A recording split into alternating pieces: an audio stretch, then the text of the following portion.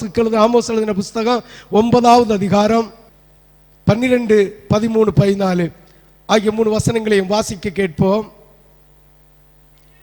அந்நாளிலே விழுந்து போன தாவீதின் கூடாரத்தை திரும்ப எழுப்பி கட்டுவித்து அதன் திறப்புகளை அடைத்து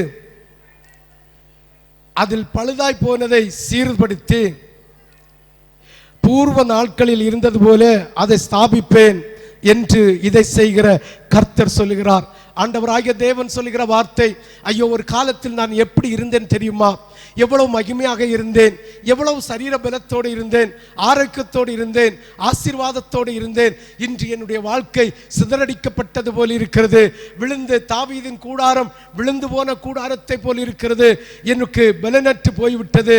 அந்நாளிலே விழுந்து போன தாவீதின் கூடாரத்தை நான் திரும்ப எடுப்பித்து அதன் திறப்புகளை அடைத்து, திறப்புகள் என்றால் சத்துருவானவன் வருகிற வழிகளை, உன்னுடைய ஆசீர்வாதங்கள் விலகி போகிற வழிகளை, அந்த அழிகளை எல்லாம் அடைத்து உன்னுடைய கையின் பிரயாசத்தை நீ புசித்து குடித்து திருப்தியாயிருந்து டாஸ்மார்க்குக்கோ ஆஸ்பத்திரிக்கோ இல்லை கோர்ட்டு கேஸுக்கோ போய்விடாமல் இருந்து உன்னை பாதுகாத்து நடத்துவேன் என்று ஆண்டவராகிய தேவன் உனக்கு வாக்கு தருகிறார். நாம் செய்ய வேண்டிய காரியம் ஒன்றுண்டு.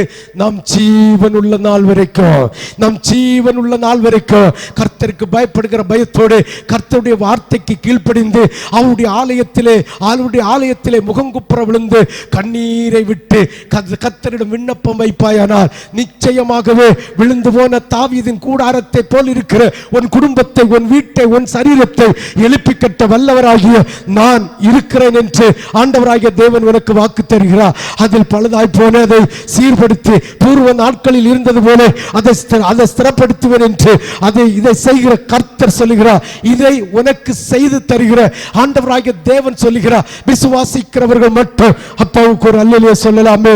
முழு இருதயத்தோடு விசுவாசிக்கிறவங்க மட்டும் ஒரு கரந்தட்டு கொடுக்கலாமே.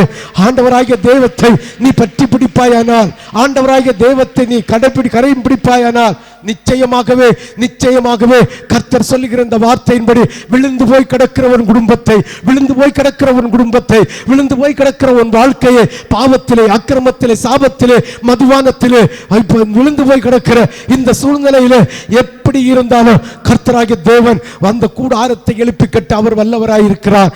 எழுப்பி கட்டுகிற தேவன் சொல்லுகிறார். எழுப்பி கட்டுகிறது மட்டுமில்லை, உபத்திரவங்கள் உன் குடும்பத்தில் வந்து, சத்துருவானவன் குடும்பத்தில் வந்து உன் குடும்பத்தை அமிழ்த்தி போட்ட அந்த திறப்பை எல்லாம், அந்த வழியை எல்லாம் அடைத்து அவர் உன் பட்சத்திலிருந்து உன்னை பாதுகாத்து நடத்துவேன் என்று ஆண்டவராகிய தேவன் உனக்கு வாக்கு தருகிறார்.